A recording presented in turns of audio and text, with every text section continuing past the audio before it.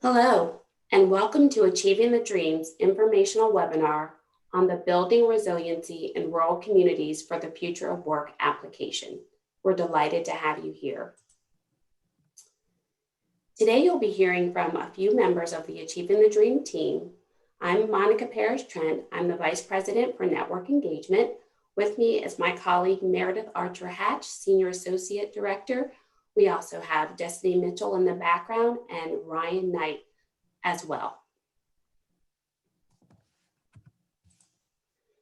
Our agenda for today is on the slide, and today you'll learn about Achieving the Dream, hear an overview of the Building Resiliency in Rural Communities for the Future Work opportunity, learn about the application elements, and an overview of the project timeline.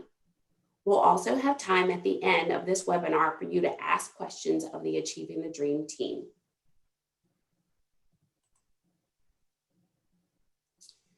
Achieving the Dream's mission is to lead and support a national network of community colleges to achieve sustainable institutional transformation through sharing knowledge, innovative solutions, and effective practices and policies leading to improved outcomes for all students. This is what guides our work at Achieving the Dream.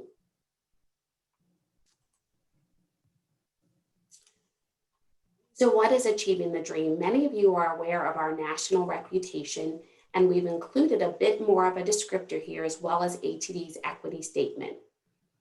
Achieving the Dream provides colleges with a framework, process, and supports that enable institutions to plan for and implement scaled, holistic, and sustainable solutions. Achieving the Dream increases equitable success in community colleges, and our equity statement is important to our work. Student access and success in higher education continues to be impacted by the effects of structural racism and systemic poverty. Achievement gaps among student groups reflect structural inequities that are often the result of historic and systemic social justice. And this is what causes those equity gaps. And it's a deep commitment of Achieving the Dreams to work with colleges to eradicate these equity gaps.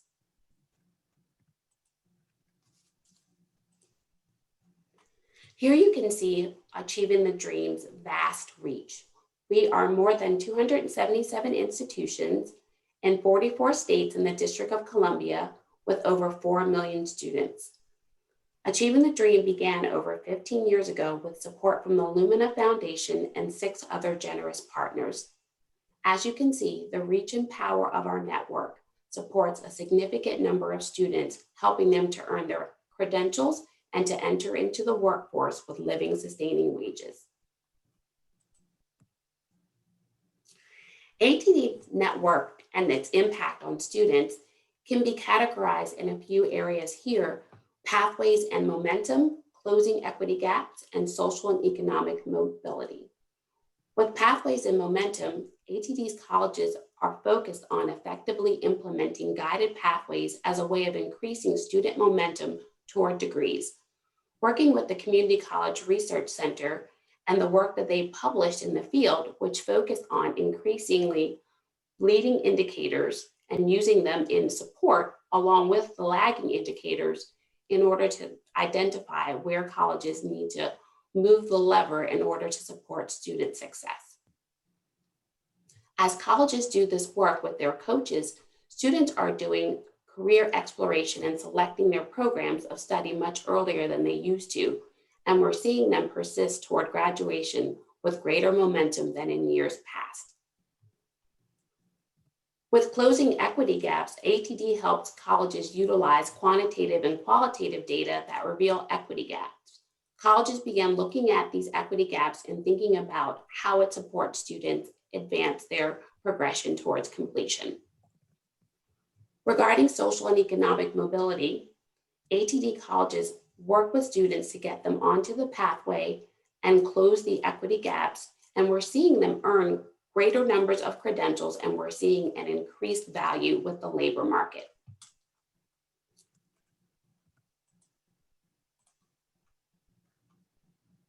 I'll turn it over to you now, Meredith. Thanks so much, Monica, and hello, everyone. So I'm pleased to be able to speak with you today about the Building Resiliency in Rural Communities for the Future of Work project, and first share a project overview, and then go into information about the request for proposals. So big picture, the purpose of this work is to really strengthen the capacity of selected rural colleges to prepare students for careers that pay family sustaining wages in today's digital economy. We know that the economy has been changing and the digital economy has been growing. ATD plans to select 6 colleges, and finally, funding for this project comes from Cognizant, JP Morgan Chase, and Walmart. We may receive funding from another foundation as well.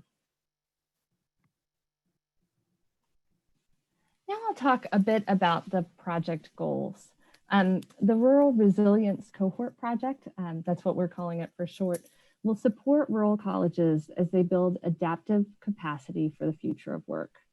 Specifically selected rural colleges will focus on providing students the workforce skills needed in today's economy and providing them with careers in the digital economy that pay family sustaining wages.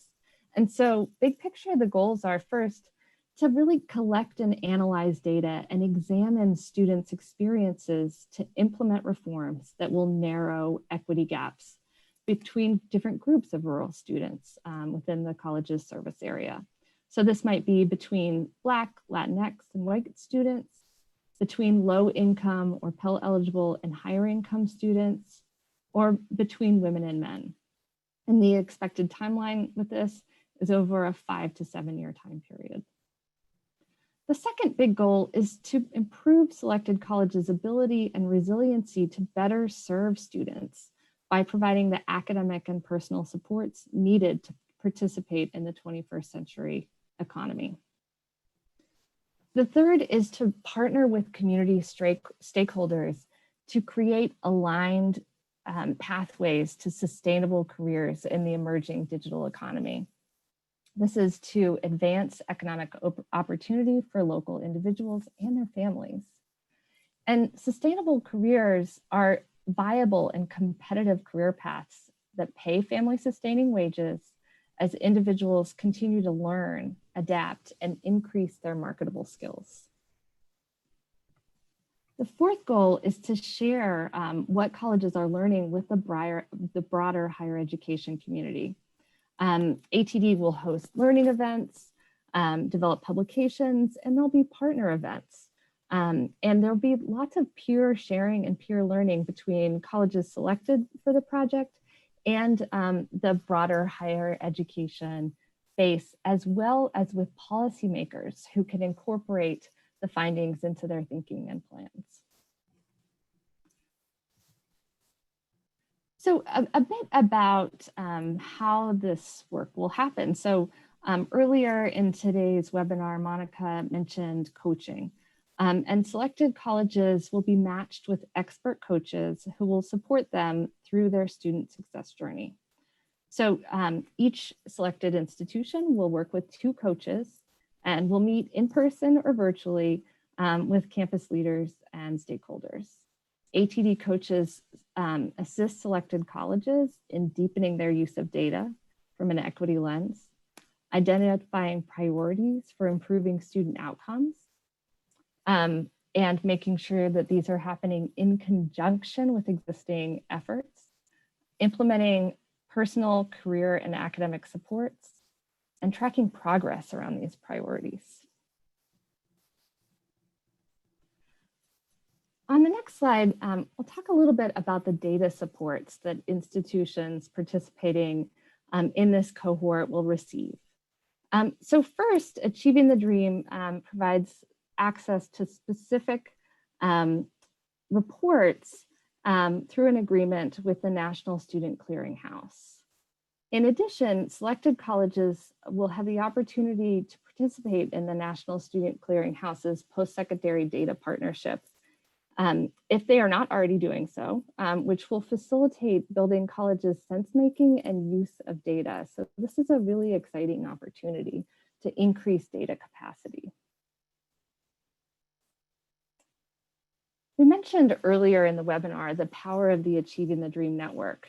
And selected colleges will be able to connect with other colleges at events like ATD's signature convening, Dream, which happens each year in February. And also in a new rural convening that will take place each year of this project. In addition, institutions will be able to participate in cohort-specific convenings, meetings at peer learning events, and in webinars.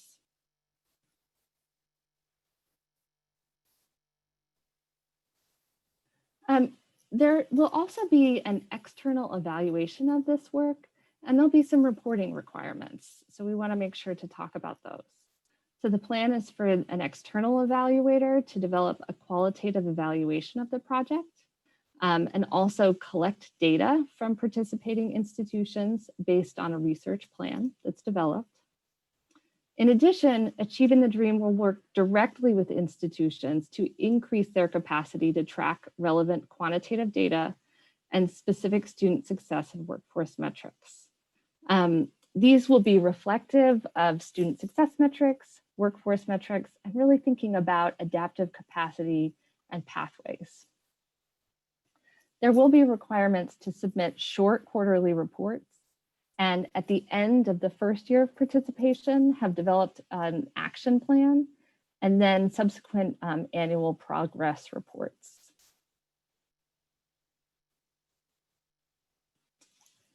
There is generous funding support provided for colleges selected to participate. Through this funding support, fees for participating in ATD's network, which is $78,000 per year for 3 years.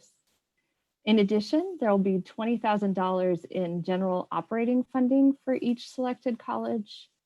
And then finally, we'll be able to cover post-secondary data partnership fees, which range from about $2,700 to $4,000 per year for 3 years for selected institutions, depending on institution size.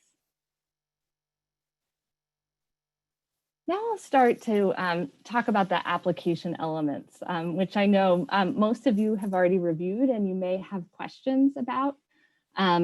So we want to talk through the RFP and then make sure that we have plenty of time for questions. You can type those into the chat throughout, but then we'll also have some time for responding to longer questions or more in-depth questions fairly soon after we go through the RFP. So there are a couple of application elements, and I put them into kind of 4 categories. So there's some eligibility questions. There are questions about your institution and your surrounding community. Questions about your goals for participation in this work. And then there are a couple of supporting documents. So a letter from your institution's president or chancellor, as well as a letter from your board. And when you look at the RFP, there's actually a link that you'll use once you've completed your application to submit it. And you simply submit Word documents or PDFs. So that gives you a chance to think about how the actual submission process works. So the eligibility questions you'll just need to write yes or no beside each of those. So the first question is, has never been an active member of ATD's network prior to this RFP. The second eligibility question is about submitting data to the National Student Clearinghouse. And so your institution must submit data to the National Student Clearinghouse and also be willing to participate in the post-secondary data partnership within the first year of the project. So that's the second eligibility question. And the third is that your institution has dedicated institutional research staff who have the capacity to collect and then share disaggregated data. So those are the eligibility questions. Again, you just write a simple yes or no for each of those. Then there are questions about your institution and surrounding community. And in this section, Achieving the Dream really wants to understand where your institution is currently, providing authentic answers about your current situation. We're not looking for really long responses here, but we do hope that you'll touch on the following items. So there's a question about community and economic development and how your institution is involved in this. A question about workforce needs. There's an opportunity for you to provide an example of institutional change that's happened at your college. And so a strong response about this example of institutional change would include metrics, broad impact, and broad engagement. There's a question about some of the community partnerships your institution already has. And then you have an opportunity to list strengths and challenges in building internal institutional capacity to meet student needs. So that's a little bit about these questions to understand where your institution is right now. We also have a question about internet infrastructure and access. This is really important for participation in the digital economy. And so we ask you to describe your community's internet infrastructure and access. And if current infrastructure is not developed, we ask that you describe partnerships and other drivers that would support the development of strong local internet infrastructure and access for your community. And here, a strong response would be inclusive of strong internet infrastructure in the community and on campus. So not just on campus.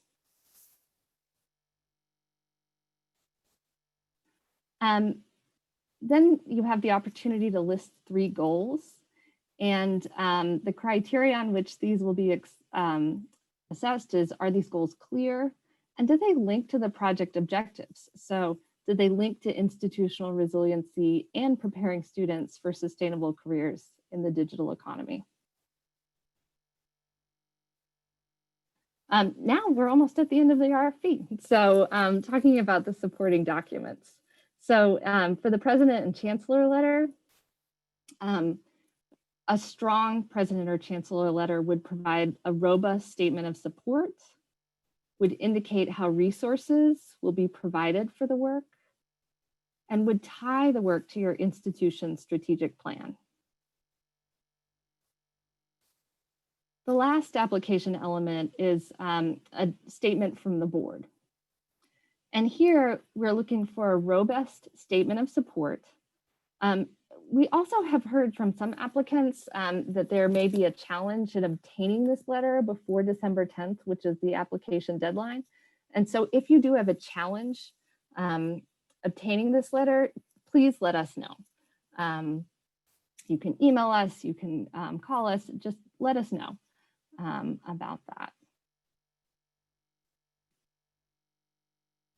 So as we close out this section, I want to just touch on the timeline. And so you'll see here some of the expectations, and these are all in the RFP for years 1, 2, or 3. And I'll talk a little bit about the timeline for year 1 right now. So selected colleges will be notified by January. And the launch really begins early in 2021 with a Learning Launch Kickoff Institute. That would continue at Dream 2021 in February. And then in the spring, site visits begin. Institutions would also take the Institutional Capacity Framework Assessment tool. In the first year, again, onboard to the Post-Secondary Data Partnership if they are not already participating. Would participate in a rural convening likely this summer. And then begin quarterly reporting, likely have an evaluator meeting, and then by the end of the year, complete their action plan. Site visits then continue in year 2. You'd really begin the work, participate in peer convenings like Dream 2022 in February, a rural convening likely in the summer again, and then do some annual reports and evaluator meetings. And that looks very similar to year 3 in terms of a bit of an overview of the timeline. Again, that's pretty broad, but we wanted to give you an idea of what it might look like. And finally, a more short-term timeline, just to get on your radar, again, some of the things that will be happening pretty quickly. So applications are due next Thursday, December 10th at 5 p.m. Pacific. Then we have a planned learning launch kickoff, tentatively planned for January 28th, 2021. So I would go ahead and put that on your calendars. Dream 2021, Achieving the Dreams signature annual convening is happening February 16th through the 19th. And we would continue some of the learning launch there. And then in the spring semester, coaching visits would begin. And in the spring, they would be virtual visits.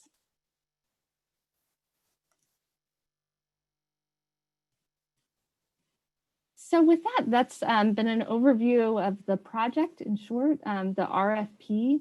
And I'd like to pass it over to Dr. Greg Hodges. Greg is the Vice President for Academic and Student Success Services at Patrick Henry Community College and Achieving the Dream Leader College. And he's also an Achieving the Dream coach. So Greg, I'd love to give you the opportunity just to talk for a moment about your college's experience with Achieving the Dream. And what are some of the things that Achieving the Dream has really supported your institution in doing? Thanks, Meredith. It's a pleasure to be with everyone today. As Meredith said, I'm the VP of Academic and Student Success Services at Patrick Henry Community College, which is a rural institution. We are also a round one Achieving the Dream school. That means we've been involved with this initiative since it began 16 years ago. We were one of the original 26. We like to jokingly say we were part of ATD before it was cool to become part of ATD. So we are delighted to have a few moments to chat with you about how this has really dramatically improved our institution and changed our institution. 4 quick areas that I'll speak of. First, our partnership with ATD has really gave us a laser focus on addressing equity gaps at our institution. This has always been part and parcel of the work for ATD. And so 16 years ago, before folks were really nationally talking about equity gaps, we were looking at that. We started this work looking at what was a significant gap between low-income students that we were defining as Pell eligible and those who were from a higher income bracket. And when we first started this work, we realized that there was, again, a pretty seismic gap between those two bodies of students. Our initiatives that we crafted in partnership in conjunction with Achieving the Dream allowed us to really focus in on those gaps, close those, and now we can proudly say eliminate those gaps. There is no systemic difference in student success across the board for our low-income students. That doesn't mean equity gaps don't still materialize. We still are addressing equity gaps, racial gaps at our institution.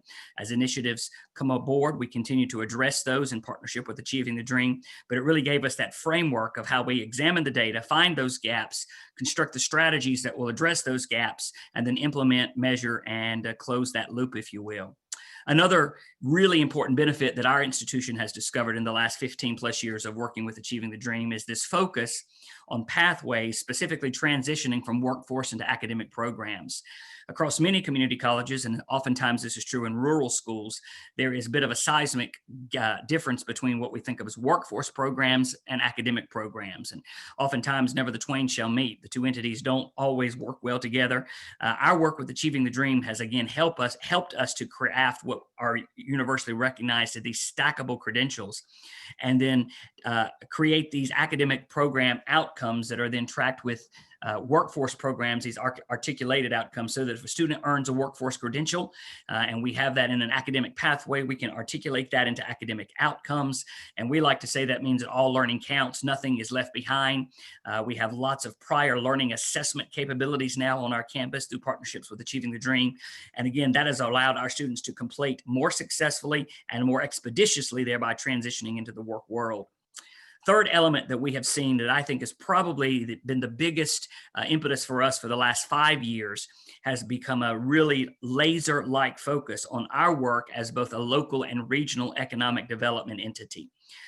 For many of us in rural America, we are not only the engine, we're the cog of the wheel for economic development. Our work with Achieving the Dream has really helped us become that major player at the table.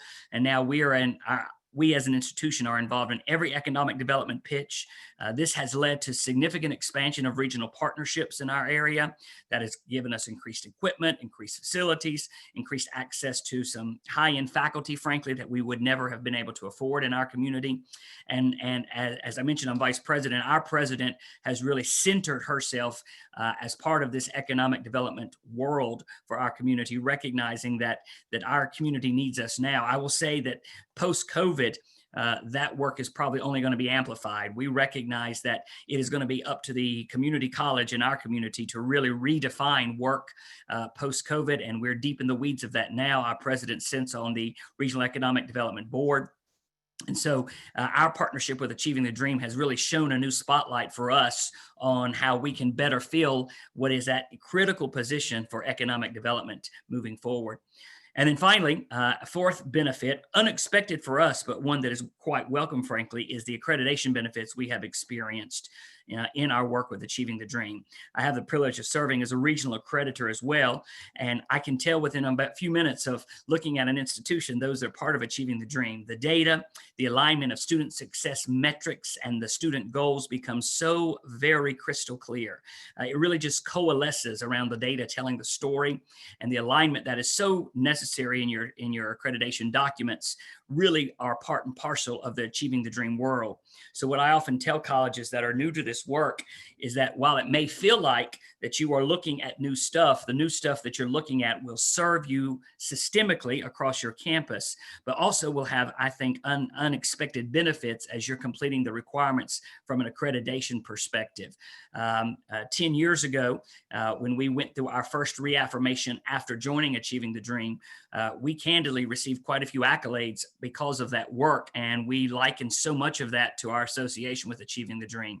As we continue to do these accreditation cycles that we're all dealing with, we're finding over and over that our work with Achieving the Dream has made telling that accreditation story just part of the DNA of what we do. So those real four key highlights: the closing the equity gaps, the focus on the transition from workforce to academic programs, our work as both regional and local economic development, and the accreditation benefits have really served us well and continued to strengthen our partnership with Achieving the Dream. I'll conclude by saying in the 16 years we've been a part of ATD, we have, like any institution, participated in tons and tons and tons of initiatives, but there has never been an initiative that has transformed the landscape of our college and more positively impacted our community more than Achieving the Dream. Thank you, Meredith.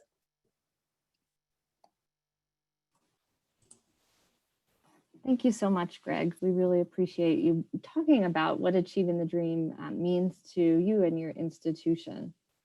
So now I'll pass it over to Dr. Monica Trent, who's going to get us kicked off with some of the questions that we've seen in the question and answer pane. Sure. Thank you, Meredith, and thank you, Greg. One of the first questions that we have is about the $20,000 per year that you mentioned, Meredith. Can you give a little bit more detail? Is this an annual gift from the grant, or is this one time? Tell a little bit more about it. Sure. So this is one time $20,000.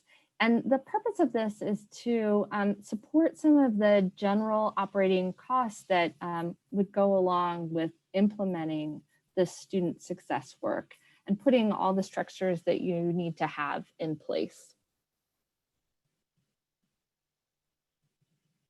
Thank you, Meredith. And as we're going through the questions and answers, please feel free to type any questions you have into the chat or into the Q&A. No question is too small or large. We really do want to make sure that we give you the best information so that we can help you to move forward with the RFP. The next question is on workforce needs. The question seems to be focused on how we align to workforce needs, not what the current workforce needs are. Am I reading that correctly? So can you talk about what we mean when we ask them to provide information on workforce needs for their institution? Sure, I'm happy to do that. And so I'm actually going to read the question as part of my response, just in case folks aren't as familiar with the RFP.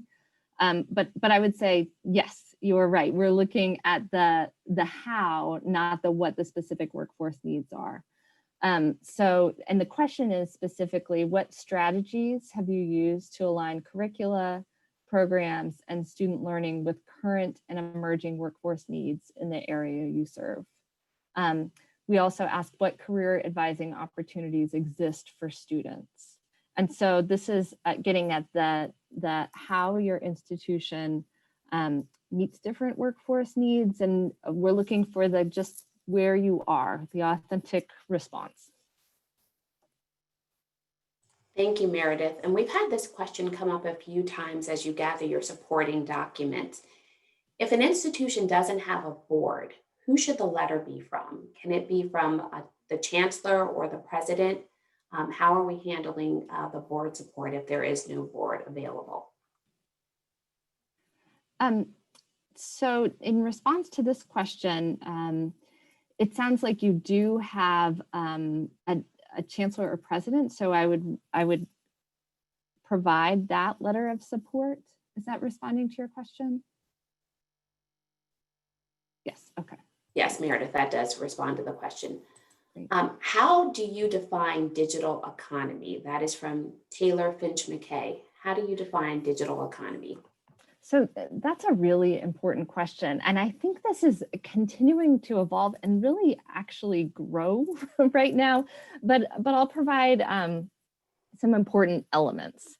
So we're looking at, in the way I see it, it's three key things. And we can grow this a little bit as well. So first, the infrastructure and the actual IT to support digital connections.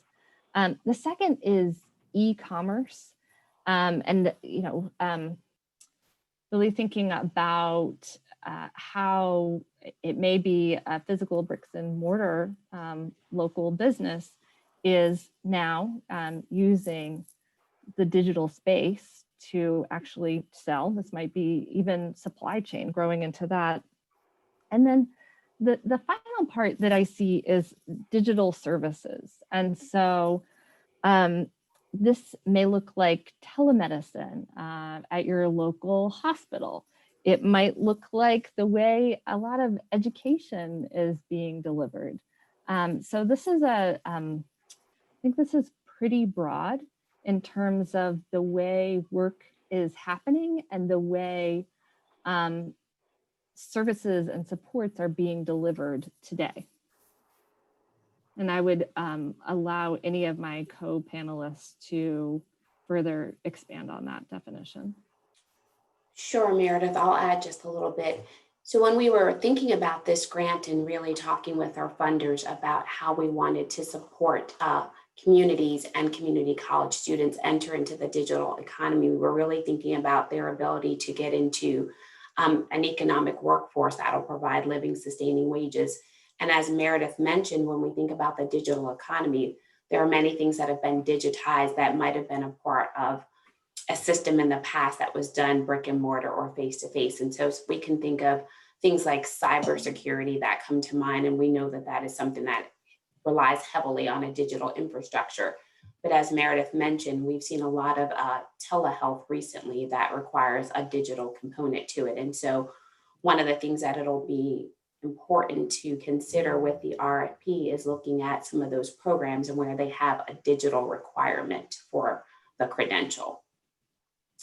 We have another question. Who do colleges often identify as their leadership team at their institution? So who would be the key players in a leadership team? A couple of examples there. Yeah, so I'll start responding, and then I would actually offer that Greg Hodges may want to add in his response to talk about what his team looks like at his institution. But I do think for this work, it would be important to have institutional research staff, institutional decision makers at the president or VP level, and student supports all. Increasingly, colleges are actually having students be a part of their Achieving the Dream team. Sometimes that's a rotating appointment, sometimes it's not. So now I'll pass it over to Dr. Hodges to add a little more. Sure, Meredith. This is at both my institution and institutions that I have worked with as a coach that I've seen that I think this works really well, and there's data with ATD to support this. Meredith referred to this as an institutional decision maker, and that's absolutely essential, whether it's the president or someone at the executive level who is behind the work but not driving the work. In other words, that this cannot be the sole function of the president or the vice president who is trying to, pardon the phrase, ramrod this through the institution. That will never work and won't ever get the traction that it needs. But there also needs to be high-end institutional executive support. I also think it's extremely important, as mentioned, to have the IR staff, the student support staff, but I'd also bring to the table some well-respected faculty, if not faculty leadership, at both the full-time and, if possible, the adjunct. We recognize that initiatives die on the vine if they don't garner faculty support from the get-go. And so it's important to bring that faculty voice in. And I could not agree more that it's important to bring in the student voice. That student voice needs to be centered in whatever we do. And in recent years, we have also brought in local economic partners to the table for our Achieving the Dream leadership work, realizing that this is a local initiative on our campus. However, what we're doing is impacting the regional economic workforce. And so bringing them to the table more than just an advisory capacity, as we often do with our career and technical ed programs, but bringing them to the table to help drive. This really piggybacks, I think, what Meredith and Monica were saying earlier. Many of us as rural community colleges, we've done a fine job in years past of responding to what is in the pipeline workforce needs. But what we're really looking at now is how are we kind of peering around the corner and helping local and regional employers understand what skill sets are needed next. And so that ongoing dialogue at the leadership level of the ATD work has really, really been critical for us. Greg, I'd like to also give you an opportunity to respond to the question about how we define digital economy. If you could give some examples of programs that might have a significant digital requirement at Patrick Henry, or just help us flesh that answer a little bit more, please. Yeah, of course. Absolutely. So we talk about this in terms of locally. This is our vernacular, what we refer to as Industry 4.0, which is the kind of the Internet of Things. We're in an environment now, as we all recognize, where things talk to one another. And any career and technical program now needs to have that digital footprint. Monica's already alluded to cybersecurity, but there are other trades that one perhaps would not think needs that digital footprint, but welding, HVAC, all of those now have significant digitized economies of scale. And so we are recognizing continuing to develop that as a capacity for our faculty, frankly. Faculty oftentimes don't have those skill sets, and so we have to help them develop them in order to develop the student skill sets. And then how are we making sure that the program offerings that we're giving, whether it's Industry 4.0, mechatronics, which is a major player in our community now. As an example, we are moving away in our local economy from skilled technicians that specialize in one or two machine areas, but rather a mechatronics approach, which has machining, electronics, computer technology, that again, we refer to as that Industry 4.0, that very broad-based digital footprint that allows us to have a greater economic pitch, if you will, to prospective employers. Thank you, Greg. And if you could talk just a little bit more about that partnership with the community, because that is central to our RFP and the way in which we envision these 6 colleges working with their local communities. Yeah, of course. Happy to. So again, as I mentioned earlier, over the last 5, 6, 7 years, we have, with great intentionality on my campus, become much more deeply embedded in our economic development world. We've always been a part of the economic development engine in our community, but now we are what we think of as really the team player in partnership with our local EDA, Economic Development Authority. So some very concrete and specific examples. There are no economic development pitches, or very few, that happen without us at the table, because our local economic development leaders recognize that we will be the ones who provide the training and the infrastructure for any economic partner that moves to our community. Recently, last year, prior to COVID, of course, we had a large multi-million dollar industrial park that went online. And as part of that, the local economic development authority built a training center on site that would be housed and manned by our college.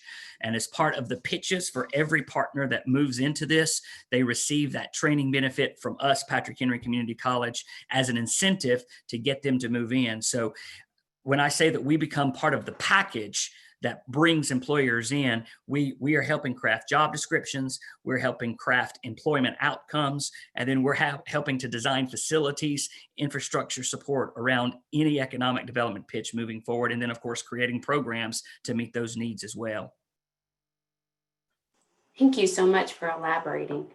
There's another question, Meredith. The application has 6 places for team members. Is that the limit? If not, what size team is recommended? So talk a little bit about how large a core team, if you will, can be, and I'll have you add on as well, Greg. So I feel like this is a trick question, but frequently we see teams of 7 members, and as time continues, frequently there are subcommittees and additional committees built on, so that, because this really is a whole institution effort, right? This is the important thing to consider. So who do you need to make sure is at the table? And then as different priorities are determined and the action plan is put in place, who do you need to be contributing, to be executing the work?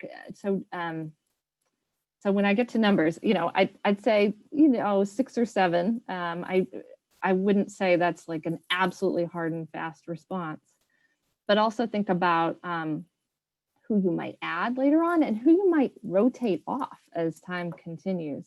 But now I'll kick it over to Greg to share a little bit more. So I've been asked this question many times with colleges that I work with as well through Achieving the Dream. And I give you what is the definitive fence sitting question or the answer, which is it all depends. It depends upon the size of the institution. Here's what I like to say.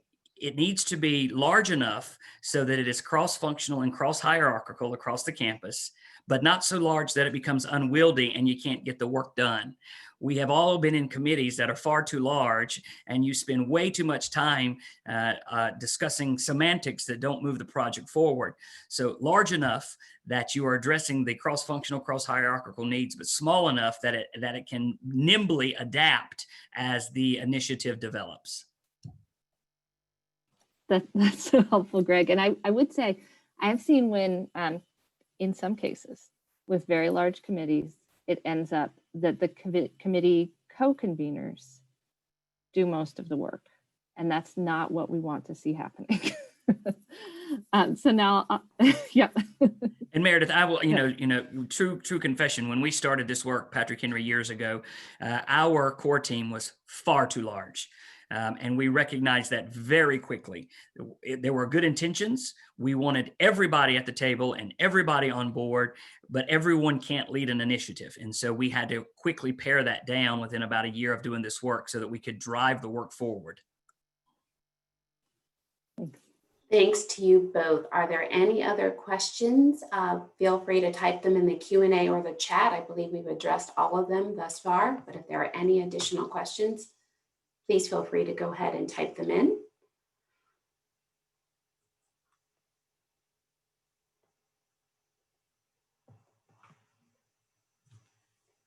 I want to thank Dr. Hodges and Meredith Hatch for being with us today. We've also had Cindy Lopez, who's been responding to some of your questions in the chat, and Ryan Knight, who's also been providing some of the resources. We look forward to receiving your RFPs. As you know, if you have any additional questions, you can send them to the network at Achieving the Dream, and we will be happy to respond. Thank you, and this concludes our webinar.